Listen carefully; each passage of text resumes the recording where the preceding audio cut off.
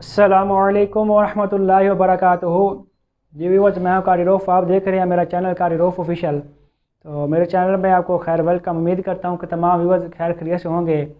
اللہ پاک صاحب کو خوش رکھے، سلامت رکھے، جزائے خیر دے۔ تو ویورز، جس طرح کہ میں نے اپنے چینل کے اندر تجوید و قرات پڑھانے کا سلسلہ شروع کیا ہوا ہے، اللہ تعالیٰ سے دعا ہے کہ اللہ تعالیٰ مجھے حق سچ بیان کرنے کی توفیق عطا فرمائے اور اس حق سچ کو سنا کر اس پر عمل کی توفیق عطا فرمائے۔ تو ویورز، جس طرح کہ میں آپ کو پہلے ویڈیو میں حروف قلقلہ کا بیان اور حروف لین اور اس کے علاوہ بھی سبق پڑھا چکا ہوں، تو امید کرتا ہوں کہ میری ویڈیو آپ نے دیکھی ہوں گی، آپ کو اچھی لگی ہوں گی۔ اگر اچھی لگی ہے آپ نے تو اس کو ویڈیو کو شیئر کر دینا۔ اگر آپ نے نہیں دیکھی تو ان کا لنک جو ہے نا وہ میں آپ کو ڈسکرپشن میں دے دوں گا، ان ویڈیو کو ضرور واچ کیجیے گا تاکہ آسانی سے جو ہم آگے نکل سکیں، آسانی سے ہم آگے جو ہے نا درم شق پڑھ سکیں، قرآن مجید کو خوبصورت طریقے سے آسانی سے جو ہے ہم پڑھ سکیں۔ آسانی سے تبھی پڑھیں گے جب یہ قاعدہ قوانین ہم کو صحیح سمجھیں گے۔ ان قاعدہ قوانین کی ہمیں صحیح سمجھ ہوگی، آتے ہوں گے، تو ہم انشاءاللہ قرآن مجید کو صحیح خوبصورت کر کے پڑھ پائیں گے۔ تو آج کا جو ہمارا سبق ہے ویورز، آج کا ہمارا سبق بہت ہی امپورٹنٹ سبق ہے۔ آج ہم نے پڑھنا نون ساکن اور تنوین کے کتنے قاعدے ہیں، آج ہم نے یہ سبق پڑھنا ہے۔ سبق بہت امپورٹنٹ سبق ہے۔ سب سے پہلے میں لیتا ہوں نون ساکن۔ نون ساکن کسے کہتے ہیں؟ نون ساکن اسے کہتے ہیں جس نون کے اوپر جزم ہو، اس کو نون ساکن کہتے ہیں۔ جس نون کے اوپر جزم ہو، سکون ہو، اس کو نون ساکن کہتے ہیں۔ اور تنوین کسے کہتے ہیں؟ تنوین اسے کہتے ہیں، تنوین دو زبر دو زیر دو پیش کو تنوین کہتے ہیں۔ دو زبر دو زیر دو پیش کو تنوین کہتے ہیں۔ اور جس لفظ کے اوپر تنوین ہو اس لفظ کو منون کہتے ہیں۔ دو زبر دو زیر دو پیش کو تنوین کہتے ہیں، اور جس لفظ کے اوپر تنوین ہو، دو زبر دو زیر اور دو پیش ہوں، تو اس لفظ کو منون کہتے ہیں۔ تو تنوین کے آخر میں نون ساکن کی آواز آتی ہے۔ یہ نہ لکھنے میں آتی ہے اور نہ ہی دیکھنے میں آتی ہے۔ تنوین کے آخر میں جو نون ساکن کی آواز آتی ہے، یہ نہ لکھنے میں آتی ہے اور نہ ہی دیکھنے میں آتی ہے، یہ صرف پڑھنے میں آتی ہے۔ جیسے میں پڑھتا ہوں ابوابا عمیانا، ابوابا، حمزہ دو زبر ان، با دو زبر بن، یہ آخر میں دیکھ رہے ہیں نون ساکن کی آواز آ رہی ہے۔ تو آخر میں نون ساکن کی آواز نکالیں گے تو تنوین جو ہے نا وہ واضح ہو جائے گی۔ یہ جو دو زبر دو زیر دو پیش ہیں، یہ پڑھنے میں واضح ہو جائیں گے اور پڑھنے میں خوبصورتی بھی پیدا ہو جائے گی۔ ابوابا عمیانا، حمزہ دو زبر ان، با دو زبر بن، آخر میں دیکھ رہے ہیں نون ساکن کی آواز آ رہی ہے۔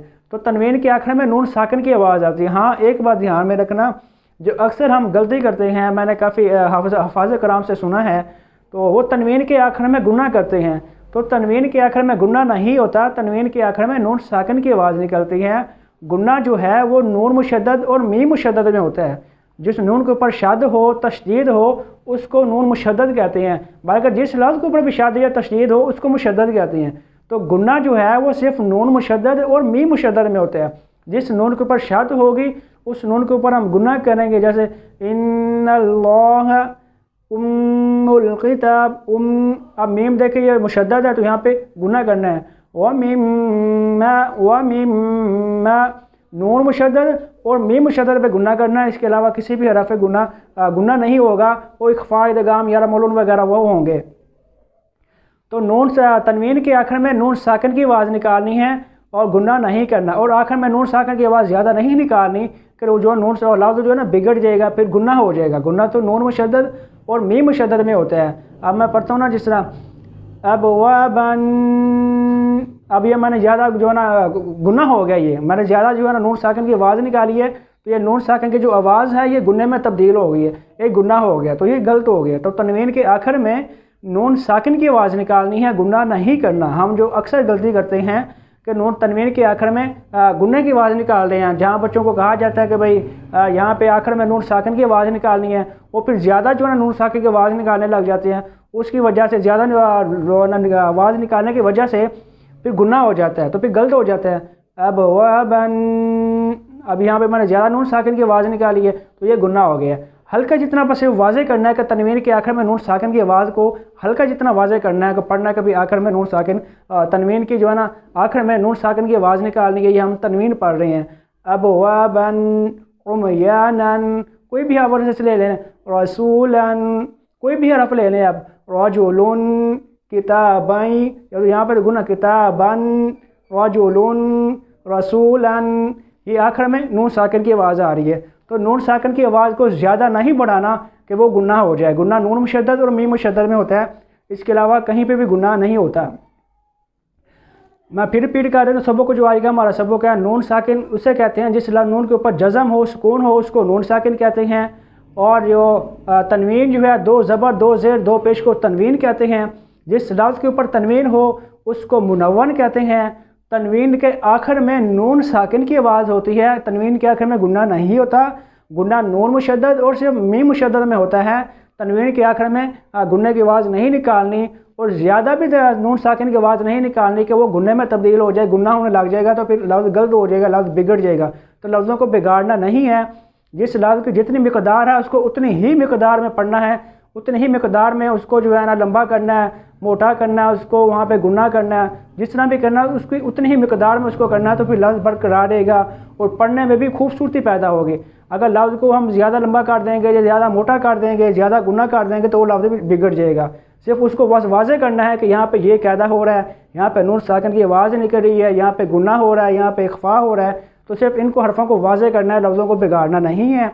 तो तनवीन के आखिर में नून साकिन की आवाज़ निकलती है, ये सिर्फ पढ़ने में आती है, ना देखने में आती है और ना ही लिखने में आती है। अब जैसे मैंने अभी पढ़ा ना, बा दो ज़बर बन, अब यहाँ पे ऊपर दो ज़बर हैं, यहाँ पे नज़र नहीं आ रहा कि यहाँ पे नून साकिन की आवाज़ कहाँ निकल रही है, नज़र नहीं आ रहा और ना ही लिखने में आ रही है। ना नून साकिन की आवाज़ लिखने में आ रही है और ना ही देखने में आ रही है। यहाँ पे देखने में सिर्फ दो ज़बर हैं या दो ज़ेर या दो पेश, देखने में सिर्फ ये तीन आएंगी। देखने में आपको सिर्फ तनवीन आएगी, दो ज़बर दो ज़ेर दो पेश नज़र आएंगी। नून साकिन जो है ना वो आपको नज़र नहीं आएगा, वो सिर्फ पढ़ने में आता है। अब वाबन, किताबन, रजुलन, किताबिन, आखिर में नून साकिन की आवाज़ आ रही है। तो तनवीन के आगे जो है ना कहीं अलिफ और कहीं या लिखा जाता है, उसको नहीं पढ़ना। तनवीन के साथ कहीं अलिफ लिखा जाता है और कहीं या लिखा जाता है, तो उसको अलिफ को और या को नहीं पढ़ना, कल्ला तनवीन को पढ़ना है। तो आज का हमारा सबक ये नून साकिन और तनवीन का है। तो इंशाल्लाह मैं आपको नेक्स्ट वीडियो में जो नून साकिन और तनवीन के चार कायदे हैं वो मैं आपको नेक्स्ट वीडियो में समझाऊंगा। इस वीडियो में समझाया तो वीडियो बहुत ज़्यादा लंबी हो जाएगी, ताकि वो कायदे बहुत ज़्यादा जो है ना वो तशरीह वाले, बहुत ज़्यादा वज़ाहत वाले हैं, तो वीडियो बहुत लंबी हो जाएगी। तो आज का हमारा सबक इतना था। उम्मीद करता हूँ कि मेरी वीडियो आपको अच्छी लगी होगी। अच्छी लगी इस वीडियो को लाइक कमेंट शेयर ज़रूर करना। चलता हूँ, दुआ में याद रखना। तब तक के लिए फ़ी अमान अल्लाह।